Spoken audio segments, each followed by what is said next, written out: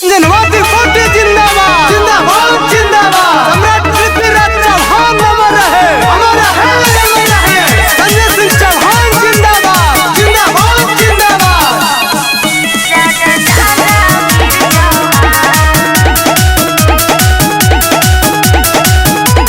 पृथ्वीराज चौहान के अस्थिर चाही हिंदुस्तान के।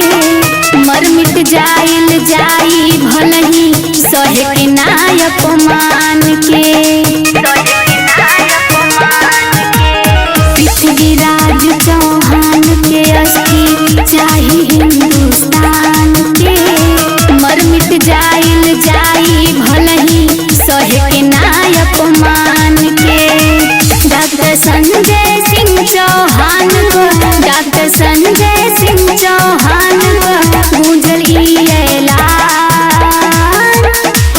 जग जागा वीर चौहान जग जागा वीर चौहान जग जागा वीर चौहान जग जागा वीर चौहान। जागा जागा किसान जागा जागा जवान जागा जागा नौजवान राखा देशवा के शान।